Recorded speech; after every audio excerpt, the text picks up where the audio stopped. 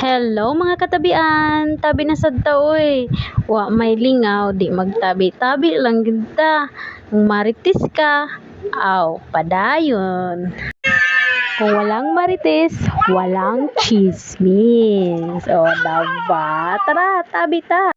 For today's video, nagluto si Master ng tinulang manok para sa among pamahaw, paniudto, ug syempre dala na yun ang panihapon. Ingana dyan ang teknik para makatipid ka sa gas. Kausa lang magluto sa usa ka adlaw, pero ting banay. Ang master chef natin ngayon ay sobrang tahimik na nagluluto at hindi yan nakikipagkwentuhan at concentrate siyang magluto sa kanyang niluluto kasi galing pa yan siya sa duty kasi night duty po siya. Kaya yun, pagdating niya, nagdala na siya ng lutuin para sa aming ulam ngayong araw na ito. At ako naman, inaasikaso ko na yung maliit, pinapaliguan ko na habang nagluluto siya kasi pagkatapos niyang magluto, papakainin ko na naman yung dalawa habang tulog yung isa. So ayan, yung dalawang bata naman nanonood sila ng palabas ng Beethoven. At syempre, yung master chef natin, nanonood din siya kasi favorite niya yung mga international movie. Kagaya lang ng pinapanood nila ngayon. So, yun. At ako naman dyan, busy ako magbihis kay Johan kasi pagkatapos niyang magbihis, papatulugin ko na siya kasi inaantok na siya at kanina pa lang umiiyak-iyak na yun siya kaya pinaliguan ko na kasi nainita na siguro yun kaya yun pagkatapos niyang naligo, hindi na siya nag-iiyak-iyak at ready na siya for sleep.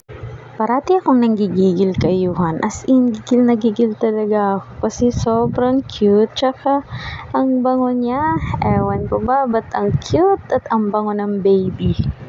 Pero kapag lumaki na, hindi ka na manggigigil sa kakyutan. Manggigigil ka na sa sobrang kakulitan. Kasi makulit na yan. Marunong na yung mambuburaot sa'yo. Kasi gusto niya gawin nila ang gusto nila. Lalo na pag hindi nakikinig sa'yo. Ang pinakaayaw ko pa naman yung takbo dito, takbo doon. Kasi pag nauntog, ay Diyos ko po. Mahirap na. 'Di ba? So, ayun na nga, tapos nang magluto si Master Chef natin at nakipaglambing-lambing na si CJ kasi gusto na niyang lumabas. At yun, tapos na ang niluluto niyang ulam. At, syempre, mag-prepare na din ako para sa dalawa para kakain na sila. So, ito na yung pagkain nila. At papakainin ko na sila.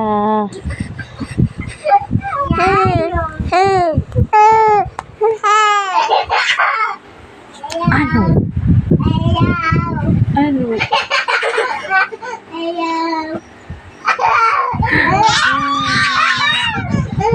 Ingay ng mga kuya mo? Oo. CJ. Tama na si G, tama na si G.